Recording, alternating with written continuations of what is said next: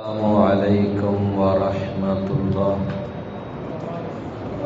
ان الحمد للہ والصلاة والسلام علی رسول اللہ صلی اللہ علیہ وآلہ وسلم۔ اما بعد فأعوذ بالله السميع العليم من الشيطان الرجيم من همزه ونفخه ونفثه۔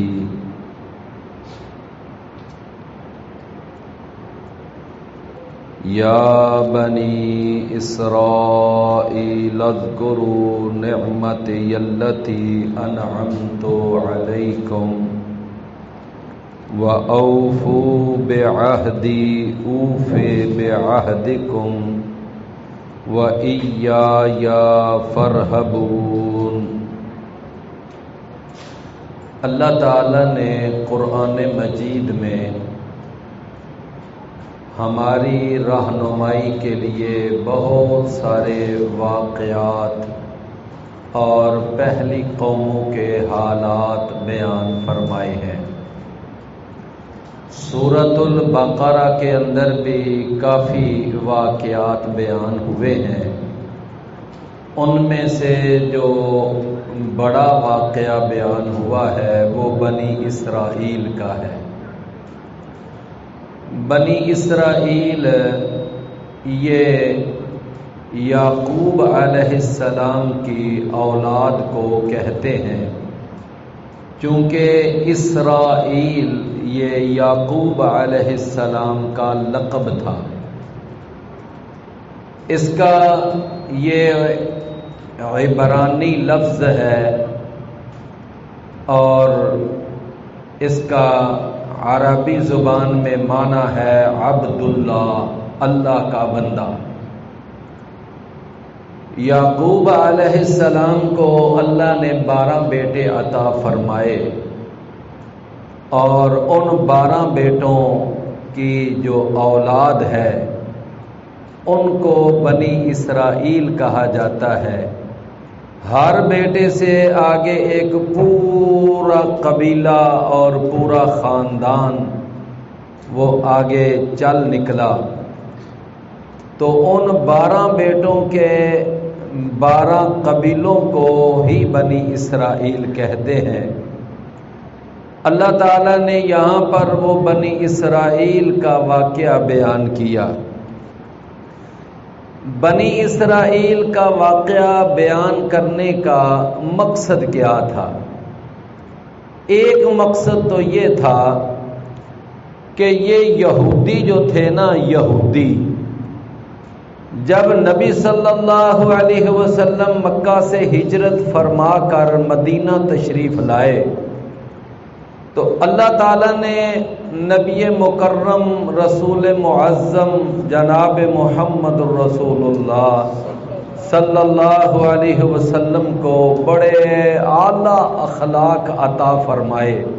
بڑی میٹھی زبان تھی اور آپ کا لوگوں کے ساتھ بڑا ہی خوبصورت رویہ تھا، تو لوگ جو تھے نا وہ آپ کی اس شیریں مزاجی کی وجہ سے اور آپ کی میٹھی زبان کی وجہ سے دڑا دڑ اسلام کے اندر داخل ہو رہے تھے۔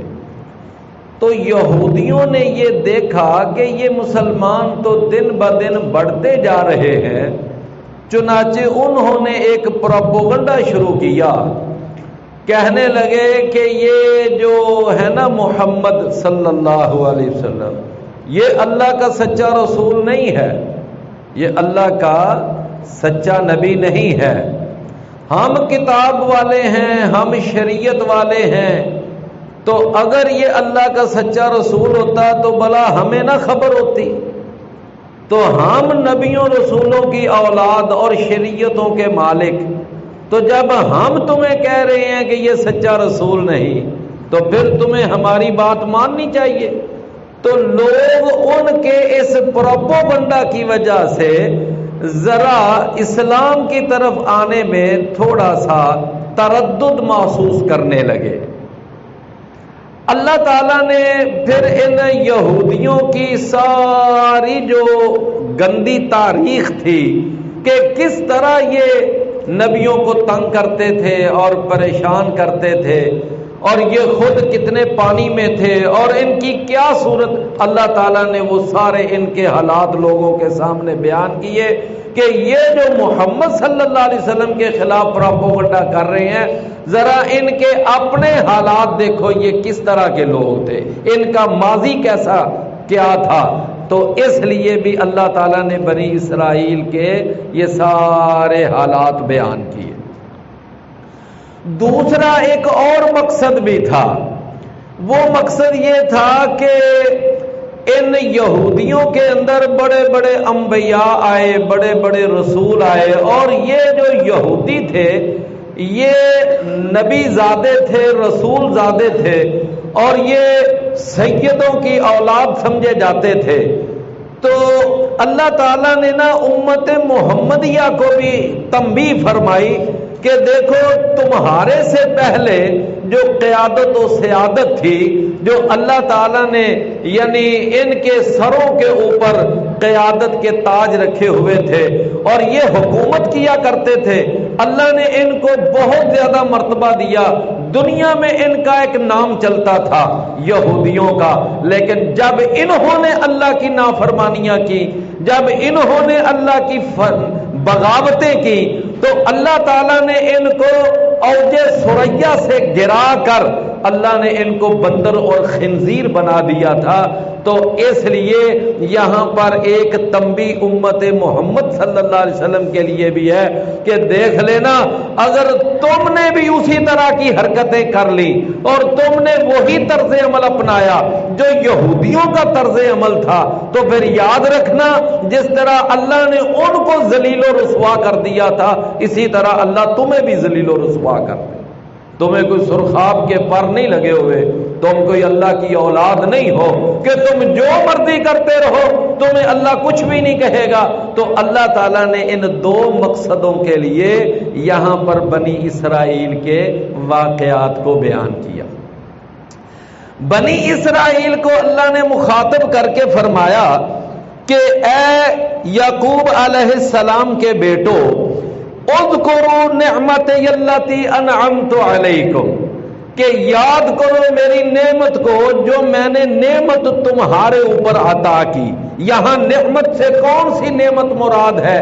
یہ دنیا کا مال و دولت اور دنیا کی سج دج اور دنیا کا کر و فر اور دنیا کی ٹھاٹ باٹ اور یہ دنیا کے مال و متاع، یہ یہاں پر مراد نہیں ہے نعمت سے۔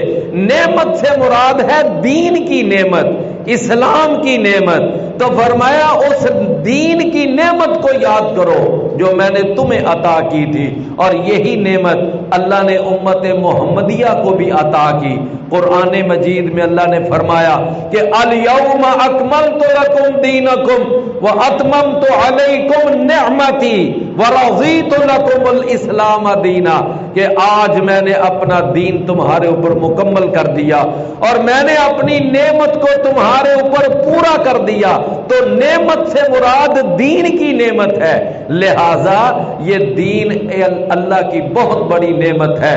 اللہ جس کو عطا فرما دے، میرے اور آپ کے پیارے پیغمبر پیر و مرشد ہادی و رہنما پیشوا مقتدا ساری کائنات کے امام سردار جناب محمد الرسول اللہ صلی اللہ علیہ وسلم کا فرمان ہے، اور یہ صحیح بخاری میں ہے کہ من یرد اللہ بہ خیرا یفقہہ فی الدین، جب اللہ کسی کے ساتھ بھلائی کا ارادہ کر لیتے ہیں تو اللہ اس کو دین کا فہم اور دین کی سمجھ اللہ عطا فرما دیتے ہیں۔ اس کا معنی کہ جس کو دین کی سمجھ مل گئی، سمجھ کو کہ اللہ کی اس کے اوپر بہت بڑی نعمت ہے، بہت بڑا احسان ہے، تو یہاں نعمت سے مراد دین کی نعمت۔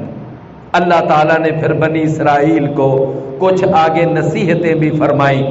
ایک نصیحت اللہ نے یہ فرمایا کہ وَلَا تَلْبِسُوا الْحَقَّ بِالْبَاطِلِ، کہ حق اور باطل کو آپس میں مکس اپ نہ کیا کرو. حق اور باطل ان کو ملا جلا کر لوگوں کے سامنے مسئلے نہ بیان کیا کرو. حق حق ہے، باطل باطل ہے. یاد رکھیے کہ جو باطل ہوتا ہے نا، اس کو لازماً کچھ نہ کچھ وہ حق کا سہارا چاہیے ہوتا ہے، اور باطل کبھی تنہا میدان میں نہیں آ سکتا، کچھ نہ کچھ وہ حق کا سہارا لیتا ہے، تب وہ میدان میں آنے کی کوشش کرتا ہے. لہذا لیکن جب حق اور باطل کو مکس کیا جائے گا تو اس وقت نقصان حق کا ہوگا، باطل فائدے میں رہے گا. جب آپ کوئی دو چیزوں کی ملاوٹ کرتے ہیں، ان میں سے ایک اصلی ہے ایک نقلی ہے، جب دونوں کو مکس کر کے آپ مارکیٹ میں لائیں گے تو اس میں نقصان اصلی کا ہوگا یا نقلی کا ہوگا؟ نقصان اصلی کا ہوگا. نقلی چیز جو ہے وہ تو فائدے میں چلی گئی، وہ تو اصلی کے بھاؤ بک گئی، اس کا تو فائدہ ہو گیا. لہذا میرے بھائیوں، جب باطل حق کے ساتھ مل کر آتا ہے تو اس کو حق کی سپورٹ چاہیے ہوتی ہے، تو یہ حق جو ہوتا ہے وہ ہمیشہ اکیلا میدان میں آتا ہے. اسی لیے اقبال نے ایک بڑی خوبصورت بات کہی تھی. اس نے کہا تھا کہ حق باطل دوئی پسند ہے اور حق لا شریک ہے، میان حق و باطل میں شرکت نہ کر قبول. کہتا ہے حق اور باطل کو مکس نہ کر کے لوگوں کے سامنے میں. میرے بھائیوں، بعض لوگوں کو دیکھا وہ کہتے ہیں کہ یہ ایک کتاب ہے جو ہم پڑھتے ہیں اور اس کی لوگوں کو تبلیغ کرتے ہیں، چلو مان لیا جی اس میں کچھ ضعیف واقعات ہیں، اس میں کچھ من گڑت حدیثیں ہیں، ہم مان لیتے ہیں، لیکن آخر اس میں کچھ اچھی باتیں بھی تو ہیں. میری آپ بات سمجھے ہیں نا؟ اس میں کچھ اچھی باتیں بھی تو ہیں. میرے بھائی، جو حق ہوتا ہے نا، اس کے لیے یہ جملہ نہیں بولا جاتا کہ اس میں اچھی باتیں بھی ہیں. حق وہ ہوتا ہے جس میں آپ یہ جملہ بولیں کہ اس میں اچھی باتیں ہی ہیں. جب اچھی باتیں ہی ہوں گی تو وہ حق ہوگا. جس میں اچھی باتیں بھی ہوں گی، اس کا معنی کہ اس کے اندر حق کے اندر آمیزش کی گئی ہے، ملاوٹ کی گئی ہے. لہذا میرے بھائیوں، جو حق ہے نا، جو جس کے اندر اچھی باتیں ہی ہیں، وہ صرف قرآن ہے اور حدیث ہے، رسول اللہ صلی اللہ علیہ وسلم کی صحیح احادیث. بس یہ حق ہے، قرآن اور حدیث حق ہے، اس کے علاوہ جو کچھ ہے وہ باطل ہے. قرآن اور حدیث کے علاوہ جو کچھ بھی ہے وہ باطل ہے.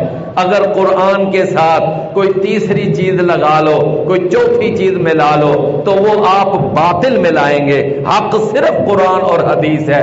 میرے اور آپ کے پیارے پیغمبر جناب محمد الرسول اللہ صلی اللہ علیہ وسلم جب دنیا سے جانے لگے، آپ نے امت کو ایک نسخہ بتایا تھا کہ ترکت فیکم امرین لن تضلوا ما تمسکتم بہما کتاب اللہ و سنت نبیہ. دو چیزیں تمہارے اندر چھوڑ کے جا رہا ہوں اور تمہیں گارنٹی اور ضمانت دے کے جا رہا ہوں، جب تک تم ان دو چیزوں کو مضبوطی سے پکڑے رکھو گے تو کبھی تم شیطان کے ہتھے نہیں چڑھو گے. فرمایا وہ دو چیزیں کون سی ہیں؟ ایک اللہ کی کتاب ہے اور ایک محمد صلی اللہ علیہ وسلم کی حدیث ہے.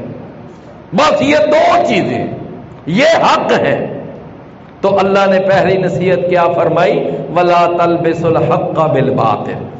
دوسری اللہ نے یہ نصیحت فرمایا کہ وَتَكْتُمُوا الْحَقَّ وَأَنْتُمْ تَعْلَمُونَ، کہ یہودیوں تم حق کو چھپا جاتے ہو حالانکہ تم جانتے ہو.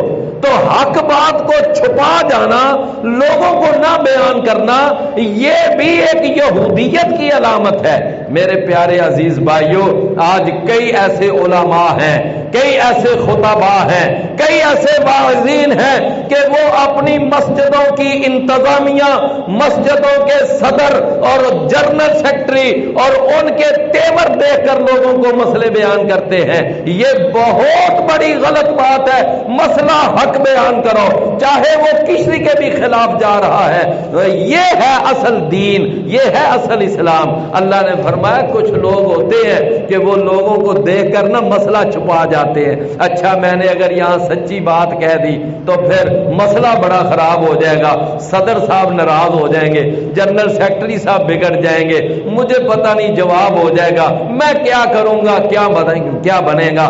نہیں، اللہ نے ارشاد فرمایا مسئلہ حق بیان کرو۔ اور نبی صلی اللہ علیہ وسلم نے فرمایا کہ جس کو صحیح مسئلے کا پتہ ہو اور وہ صرف لوگوں کے خوف کی وجہ سے مسئلہ چھپا جائے تو نبی صلی اللہ علیہ وسلم نے فرمایا کہ وہ گونگوں میں سے ایک گونگا شیطان ہے۔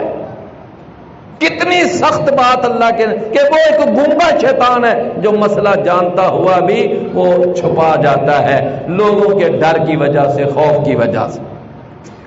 آگے اللہ نے ایک تیسری نصیحت فرمائی بنی اسرائیل کو، فرمایا کہ اے بنی اسرائیل اتأمرون الناس بالبر وتنسون انفسکم، لوگوں کو نیکی کا حکم دیتے ہو اور خود بھول جاتے ہو۔ لوگوں کو کہتے ہو نماز پڑھنی چاہیے، لوگوں کو کہتے ہو روزہ رکھنا چاہیے، سچ بولنا چاہیے، دغا نہیں کرنا چاہیے، جھوٹ نہیں بولنا چاہیے، لوگوں کو نیکی کا حکم دیتے ہو اور وہ جس کا لوگوں کو حکم دیتے ہو خود اس پر عمل نہیں کرتے۔ اللہ اکبر۔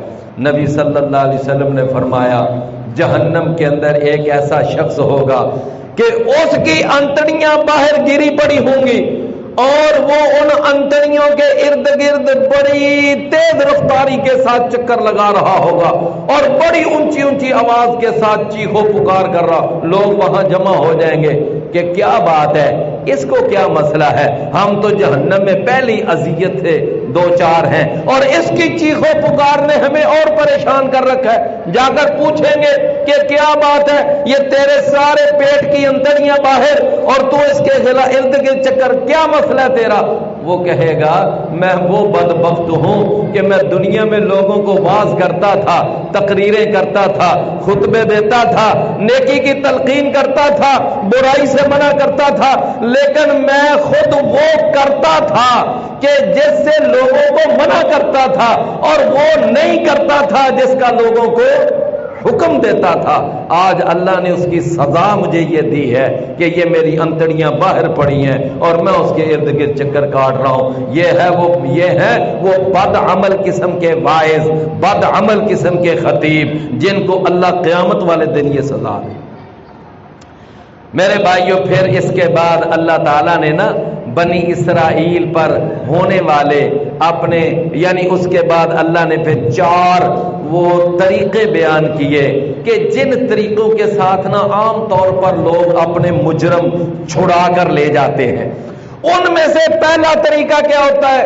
کہتے ہیں جی یہ ہمارا جو مجرم ہے، یہ جو آپ کا مجرم ہے ہمارا، یہ بڑا عزت دار آدمی ہے، آپ اس کو چھوڑ دیں، اس کی جگہ پر ہمارا کوئی اور بندہ پکڑ کے لے جائیں۔ ایک طریقہ یہ ہوتا ہے۔ اللہ نے فرمایا کہ نہ، یاد رکھو قیامت والے دن جس کا جرم ہوگا اپنے جرم کے بدلے میں اسی کو پکڑا جائے گا۔ یہ نہیں ہوگا کہ باپ کہے میری جگہ پر میرے بیٹے کو پکڑ لو یا بیٹا کہے میری جگہ پر میرے باپ کو پکڑ لو، ایسا نہیں ہوگا۔ فرمایا لا تجزی نفس عن نفس شیئا، کسی جان نے کسی جان کی جگہ پر کوئی کفایت نہیں کرنی۔ اور دوسرا طریقہ کیا ہوتا ہے کہ رشوت دے کر مجرم کو چھڑا لیا جاتا ہے۔ اللہ نے فرمایا اپنے دماغ درست کر کے آنا، قیامت والے دن میرے ہاں رشوت بھی نہیں چلے گی، ولا یؤخذ منها عدل، وہاں رشوت نہیں لی جائے گی۔ اور تیسرا طریقہ مجرم چھڑانے کا کیا ہوتا ہے کہ کوئی بہت بڑی سفارش تلاش کی جاتی ہے اور سفارش کے ساتھ اپنا مجرم چھڑا لیا جاتا ہے. اللہ نے فرمایا وَلَا تَنْفَعُهَا شَفَاعَةٌ، وہاں سفارش بھی کام نہیں کرے گی. کون سی سفارش؟ جس کا عقیدہ وہ مشرکین اور کفار رکھتے تھے. کیا عقیدہ تھا ان کا سفارش کے بارے میں؟ وہ کہتے تھے ہمارے انبیاء، ہمارے صلحاء، ہمارے اتقیاء، ہمارے پیر اور مرشد وہ اتنی طاقت کے مالک ہیں کہ اللہ کے سامنے اگر وہ اڑ کے بیٹھ جائیں گے تو اپنی بات منوا کر اٹھیں گے، اتنی طاقت کے مالک ہیں. اللہ نے فرمایا نا نا نا، اللہ کسی کی نہ محبت کے آگے مجبور ہوتا ہے نہ کسی کی طاقت کے آگے مجبور ہوتا ہے. لہذا وہاں پر سفارش نہیں چلے گی. ہاں سفارش چلے گی تو کس کی؟ فرمایا اس کی سفارش چلے گی جس کو اللہ اجازت دے گا سفارش کرنے کی. من ذا الذی یشفع عندہ الا بِإِذْنِهِ، کون ہے جہاں جو وہاں سفارش کر سکے مگر اللہ کی اجازت کے ساتھ. دوسری بات اللہ نے سمجھائی کہ یاد رکھنا سفارش بھی اس آدمی کے بارے میں کی جا سکے گی کہ جس کے بارے میں اللہ خود اجازت دے گا کہ ہاں اس کے بارے میں سفارش کر لو، میں تمہارے سفارش کرنے سے اس کو بخش دوں گا. اور اللہ یاد رکھیں کہ کسی مشرک اور بدعتی کے بارے میں سفارش کرنے کی اللہ اجازت نہیں دے. ایسا ہو ہی نہیں سکتا کہ کسی مشرک کے بارے میں اللہ کہے کہ سفارش کرو. ابراہیم علیہ السلام اپنے باپ وہ مشرک آزر کی سفارش کریں گے، یا اللہ میرے باپ کو بخش دے، میں نے تیرے لیے اتنی قربانیاں دی، میں نے تیرے لیے اتنے بڑے بڑے معاملات سر انجام دیے، تو میرے لیے میرے باپ کو بخش دے. اللہ فرمائے گا نا ابراہیم تجھے یہ بات یاد نہیں، میرا قانون اٹل ہے، میں نے یہ بات کہہ دی ہوئی ہے کہ جس کی موت شرک پر آئے گی اس کے لیے جنت حرام ہے، جہنم واجب ہے. اگرچہ تیرا باپ ہے لیکن مرا شرک پہ تھا، لہذا اس کے لیے بھی بخشش نہیں ہے اگرچہ تیرا باپ ہے. یا اللہ میری خاطر میرے باپ کو چل بخش دے، تجھے کون پوچھنے والا؟ فرمایا یہ بات ٹھیک ہے مجھے کوئی پوچھنے والا نہیں، لیکن میرا قانون بھی تو ہے، میرا اصول بھی تو ہے، میں تیرے مشرک باپ کو نہیں بخشوں گا. جناب ابراہیم علیہ السلام کو حکم ہوگا اپنے پاؤں کی طرف دیکھ، پاؤں کی طرف دیکھیں گے ان کے باپ کو ایک بچو کی شکل میں کنورٹ کر دیا جائے گا جس کے اوپر پخانہ لگا ہوا ہوگا. جناب ابراہیم اپنا رخ اپنا چہرہ دوسری طرف موڑ لیں گے، فرشتے ان کے باپ کو پکڑ کے جہنم کے اندر پھینک دیں گے. ابراہیم اپنے باپ کو بھی اللہ سے سفارش کر کے بخشوا نہیں سکتے.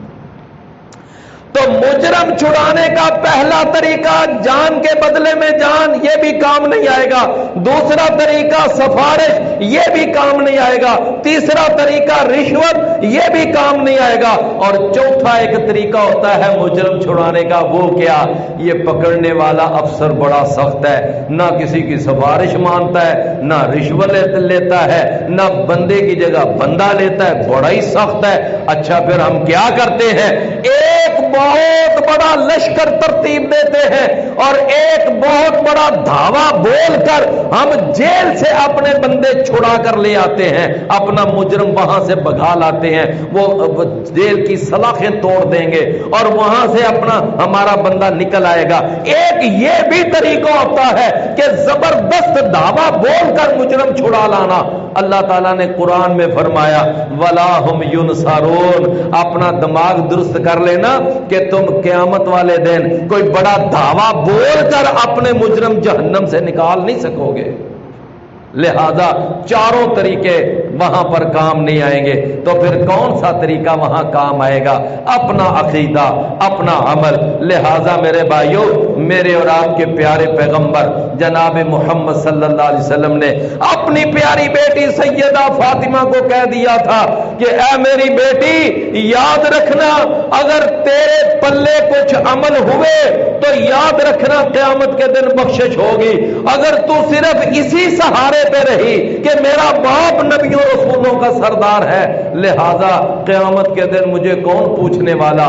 آپ نے فرمایا تھا یا فاطمہ بنت محمد، اے فاطمہ بنت محمد اعملی، عمل کرنا، فرمایا کہ اس عمل کی وجہ سے ہی کل قیامت کے دن تیرا چھٹکارا ہوگا۔ اگر تیرے پلے عمل نہ ہوا تو یاد رکھنا میری بیٹی ہونا قیامت کے دن تیرے لیے فائدے مند ثابت نہیں۔ میرے بھائیوں، سیدہ فاطمہ رضی اللہ عنہا، ان کے پلے عمل تھا، عقیدہ تھا، اسلام تھا، ایمان تھا، تو اللہ نے کتنا مرتبہ ان کو عطا کرنا ہے، سیدہ تو نساء الجنہ، کہ وہ جنت کی عورتوں کی اللہ نے ان کو سردار بنا دیا ہے۔ تو یہ ایک بہت بڑا ان کے لیے اعزاز ہے۔ تو میرے بھائیوں، اللہ تعالیٰ نے یہ ساری باتیں اس کے اندر بیان فرمایا کہ ایسا نہیں ہو۔ اس کے بعد اللہ تعالیٰ نے نا بنی اسرائیل پر جو احسانات تھے وہ کچھ احسانات بیان کیے۔ مثلا پہلا احسان اللہ نے بیان کیا کہ یہ جو تھے نا بنی اسرائیل، ان کے اوپر فرعون ظلم بڑے کرتا تھا، ان کی بچیوں کو زندہ رکھتا تھا لونڈیاں بنانے کے لیے، اور ان کے بچوں کو قتل کر دیتا تھا۔ تو اتنا ظالم دردناک وہ درندہ تھا فرعون۔ تو اللہ تعالیٰ نے پھر ان کی آزادی کے لیے جناب موسیٰ علیہ السلام کو پیدا کیا۔ پھر اللہ نے حکم دیا کہ موسیٰ اپنی ساری قوم بنی اسرائیل کو رات کے وقت لے اور یہاں سے یہ سارا مصر کا ملک چھوڑ دے اور ان کو لے کر نکل پڑ۔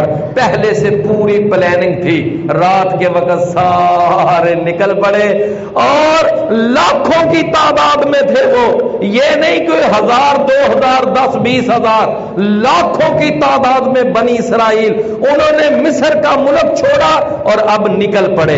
اب ادھر یہ نکلے، اب ادھر اللہ نے فرعونیوں کے دل میں بات ڈال دی کہ دیکھو وہ بنی اسرائیل جا رہے ہیں، پکڑو ان کو پیچھے۔ وہ ان کو پکڑنے کے لیے پیچھے سے آئے۔ جناب موسیٰ علیہ السلام اور ان کی ساری قوم جب آگے گئے، آگے سمندر آ گیا جس کو بحر قلزم کہتے ہیں۔ جب وہاں پر پہنچے تو کہنے لگے کہ اے موسیٰ علیہ السلام کہ اب بتا کیا کریں، کہ آگے سمندر کی موجیں ہیں اور پیچھے نظر ڈالتے ہیں تو فرعون اور اس کی فوجیں ہیں، اب بتا ہمیں درمیان میں لا کر مروا دیا۔ اور قرآن نے ان کا یہ جملہ نقل کیا، انہوں نے کہا کہ وقال اصحاب موسیٰ انا لمدرکون، کہ موسیٰ علیہ السلام کے ساتھی کہنے لگے کہ ہم تو بس پکڑے گئے، ہم تو مارے گئے، اب کیا بنے گا۔ جناب موسیٰ علیہ السلام نے ان کو فرمایا، کہنے لگے کہ ان معی ربی سیہدین، میرے ساتھ میرا رب ہے، وہ میری ضرور رہنمائی کرے گا کہ اب ہم نے کیا کرنا ہے۔ لہذا میں اپنے رب کی رحمت سے بالکل مایوس نہیں ہوں، اگرچہ حالات جیسے کیسے بھی ہوں، لیکن جو اللہ کا بندہ ہوتا ہے وہ کسی حالت میں بھی وہ مایوس نہیں ہوتا۔ جناب موسیٰ علیہ السلام کہتے ہیں میرے ساتھ میرا رب ہے، وہ میری رہنمائی کرے گا۔ مفسرین نے نا ایک بڑا اچھا نقطہ بیان کیا ہے، وہ کیا کہتے ہیں کہ جب اللہ کے رسول غار میں تھے، جب اللہ کے رسول غار میں تھے، غار ثور، اور جب آپ ہجرت کے لیے نکلے تھے تو جب غار میں تھے نا تو 3 راتیں آپ غار ثور میں ٹھہرے۔ ایک وقت آیا کہ مشرکین مکہ تعاقب کرتے کرتے اس غار کے منہ پر پہنچ گئے۔ جب منہ پر پہنچے تو جناب ابو بکر رضی اللہ عنہ اللہ کے رسول سے عرض کرتے ہیں، اللہ کے رسول اب تو وہ بالکل سروں پہ آ گئے۔ اب انہوں نے اپنے قدموں کی طرف دیکھا تو ان کی تو نظر سیدھی ہمارے اوپر پڑے گی تو ہم تو پکڑے جائیں گے، اب تو ہمارے پاس کوئی راستہ نہیں ہے بھاگنے کا۔ رسول اللہ صلی اللہ علیہ وسلم نے فرمایا کہ اے ابو بکر تو کیوں پریشان ہوتا ہے، لا تحزن ان اللہ معنا، تے اے ابو بکر تو پریشان نہ ہو، اس لیے کہ بے شک اللہ ہمارے ساتھ ہے، اللہ ہمارے ساتھ ہے۔ اور موسیٰ علیہ السلام کے ساتھ لاکھوں کی تعداد ہے، لیکن موسیٰ علیہ السلام کیا کہہ رہے ہیں، ان معی ربی، بے شک میرا رب میرے ساتھ ہے۔ کیا کہا، میرا رب میرے ساتھ ہے. اور محمد کریم صلی اللہ علیہ وسلم کیا کہہ رہے ہیں؟ بے شک اللہ ہمارے ساتھ ہے. اچھا میرے ساتھ ہے اور ہمارے ساتھ ہے، کوئی فرق ہے کہ نہیں ہے؟ اللہ کے نبی کے ساتھ صرف ایک ابو بکر صدیق ہے، اور آپ کہہ رہے ہیں، فرما رہے ہیں کہ بے شک اللہ ہمارے ساتھ ہے. کیا مانا؟ کہ جس طرح میرے ساتھ ہے اسی طرح تیرے ساتھ ہے، جس طرح تیرے ساتھ ہے اسی طرح میرے ساتھ ہے. رسول اللہ صلی اللہ علیہ وسلم نے اپنے ساتھ ابو بکر کو بھی شامل کیا، لیکن موسیٰ علیہ السلام نے لاکھوں میں سے کسی کو اپنے ساتھ شامل نہیں کیا. سبب کیا تھا؟ کہ موسیٰ علیہ السلام کو ان لاکھوں کی تعداد پر وہ اعتماد نہیں تھا جو محمد صلی اللہ علیہ وسلم کو اکیلے ابو بکر پر اعتماد تھا.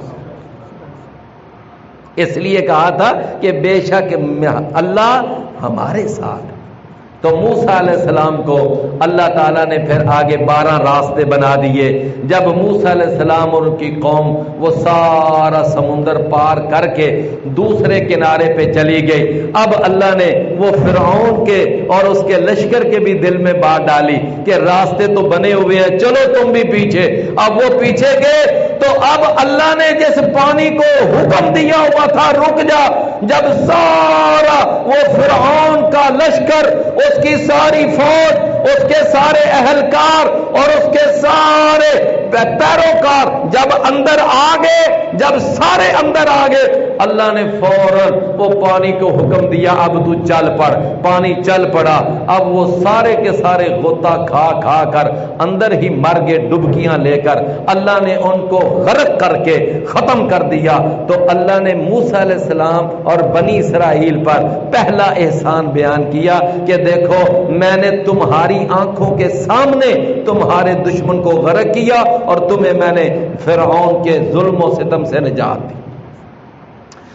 دوسرا اللہ نے احسان یہ بیان کیا کہ دیکھو ایک وقت تھا کہ جب موسیٰ علیہ السلام 70 آدمی لے کر طور پہاڑ پر گئے تھے اور تم نے پیچھے وہ بچڑے کو اپنا معبود پکڑ لیا اور اس کی عبادت پہ لگ گئے اس منافق سامری کے کہنے پر. تو جب موسیٰ علیہ السلام واپس آئے اپنے بھائی کو داڑھی اور سر کے بالوں سے پکڑ لیا کہ میرے پیچھے آپ نے ان کو سمجھایا کیوں نہ، آپ نے ان کی تربیت کیوں نہ کی، یہ کیوں شرک پہ لگ گئے. جناب ہارون کہنے لگے کہ میرے ماں جائے بھائی ذرا میری بات تو سن، پہلے میرا موقف تو سن. میں نے تو ان کو ایڈی چوٹی کا زور لگایا تھا سمجھانے کے لیے، لیکن یہ میری بات مانتے ہی نہیں تھے، یہ میری بات سنتے ہی نہیں تھے. اللہ تعالیٰ نے جناب موسیٰ علیہ السلام کے دعا کرنے پہ تو ان کے شرک جیسا گناہ بھی اللہ نے معاف کر دیا.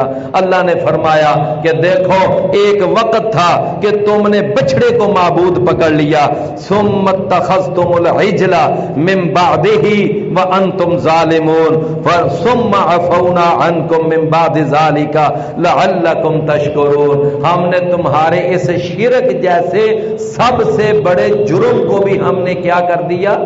معاف کر دیا.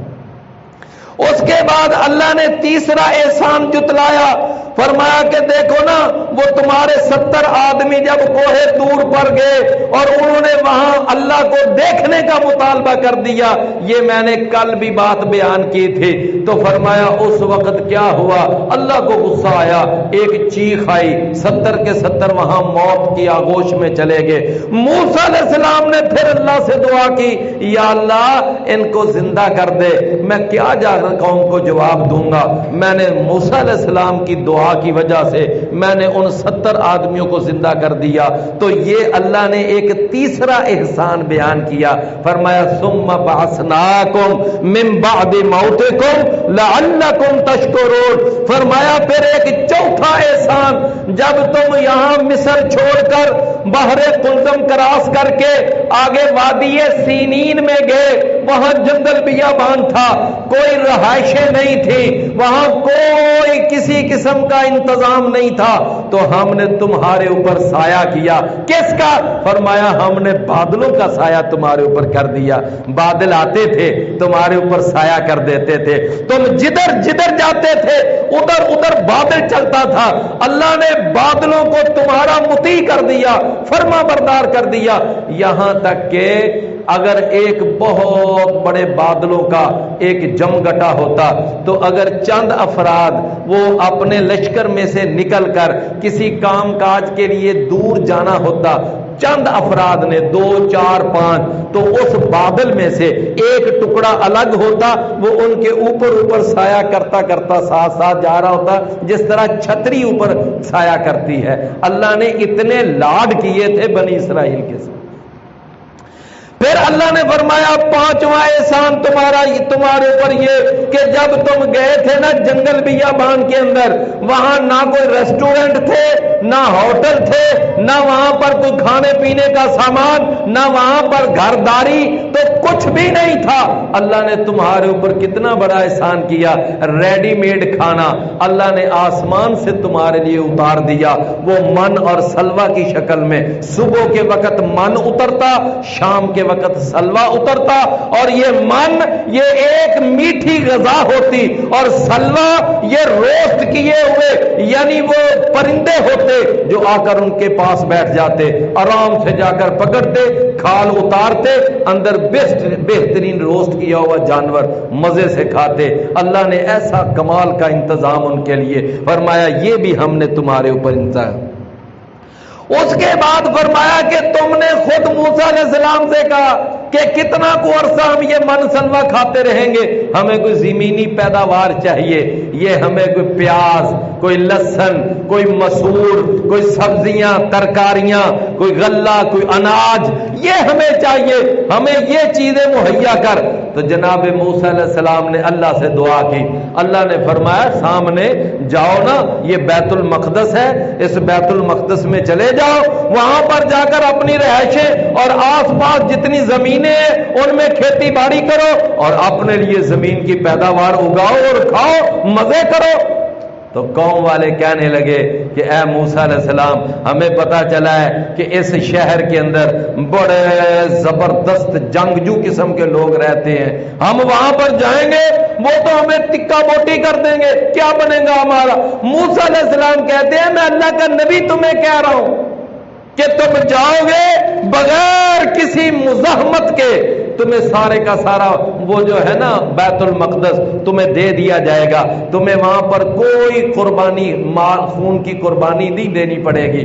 بالکل ایسے ہی جس طرح نبی کریم صلی اللہ علیہ وسلم کو اللہ نے خوشخبری سنا دی کہ اپنے ساتھ 10,000 کا لشکر تو لے کے چلا جا مکہ فتح کرنے کے لیے, اور اللہ نے چند گھنٹوں کے اندر سارے کا سارا مکہ نبی صلی اللہ علیہ وسلم کے لیے فتح کر دیا. کوئی خون ریزی نہیں ہوئی, کوئی وہاں پر لڑائی جھگڑا نہیں ہوا, سارے کا سارا فتح مکہ جو تھا آرام سے نبی صلی اللہ علیہ وسلم کے قبضے میں آ گیا. بالکل اسی طرح جناب موسیٰ علیہ السلام کو بھی اللہ نے خوشخبری سنائی تھی, لیکن وہ جو بنی اسرائیل تھے نا, ان کی طبیعتیں, ان کے مزاج, ان کے اندر سرکشی تھی, نافرمانی تھی. انہوں نے کہا کہ فَاذْهَبْ أَنْتَ وَرَبُّكَ فَقَاتِلَا إِنَّا هَاهُنَا قَاعِدُونَ کہ اے موسیٰ ہم تو نہیں اس شہر میں جائیں گے اور جا کر وہاں پر ہم جا کر وہاں لڑیں, ایسا نہیں ہو سکتا, بلکہ تو جا اور تیرا رب جائے اور وہاں پہ جا کر لڑو, جب شہر فتح ہو جائے گا ہمیں بتا دینا, پھر ہم دیکھتے ہیں کیسے نعرے لگاتے ہوئے شہر میں داخل ہوں گے. جناب موسیٰ علیہ السلام نے فرمایا نالائکو, اللہ نے کتنی بڑی خوش. پھر اس کے بعد اللہ نے فرمایا کہ اب ہم نے وہاں سے قوم کو نکال دیا, اب تم داخل ہو جاؤ بس شہر کے اندر. پر لیکن ایک بات ہے, سجدہ کرتے ہوئے داخل ہونا, شرارتیں نہ کرنا. تو وہ قوم چونکہ فطرتاً شرارتی تھی تو وہ اندر داخل ہوئے تو وہ کیسے, جس طرح یعنی اپنے چوتنوں کے بال ایسے گھسٹتے ہوئے جا رہے ہیں, سجدہ نہیں کر رہے. اور اللہ نے فرمایا تھا کہ کہنا حتتن, یا اللہ ہمارے گناہ بخش دے. انہوں نے حتتن کی جگہ پہ کیا کہا, شعرتن فی حبتن, کہ ہمیں گندم چاہیے, ہمیں اناج چاہیے. میرے بھائیوں یہ اس قدر شرارتی قوم اللہ تعالیٰ نے یعنی اتنے ان کے ناز نخرے ان کے برداشت کیے، لیکن یہ لوگ بڑی بگڑی ہوئی قوم تھی اور بہت نافرمان قسم کے لوگ تھے۔ تو اللہ تعالیٰ نے یہ بھی ایک ان کے اوپر احسان کیا کہ اللہ تعالیٰ نے ان کو من اور سل، اور اس کے بعد اللہ نے ایک اور بہت بڑا احسان کیا۔ وہ کیا کہ ان کو جب پانی کا مسئلہ پیدا ہوا تو اللہ نے فرمایا موسیٰ علیہ السلام کو کہ ایک چٹان ہے بہت بڑی، اس کے اوپر اپنی لاٹھی مار۔ لاٹھی ماری، 12 چشمے اس میں سے جاری ہو گئے۔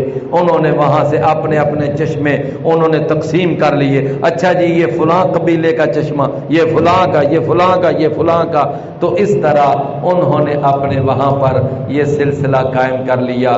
میرے بھائیوں اللہ تعالیٰ نے بنی اسرائیل پر اپنے یہ جو احسانات ہیں ان کا تذکرہ فرمایا، تو یہ میں نے آج کے درس میں کوئی ان کے اوپر 7 احسانات ہیں جو اللہ نے بیان کیے، میں نے وہ آپ کو ترتیب کے ساتھ بیان کیے ہیں۔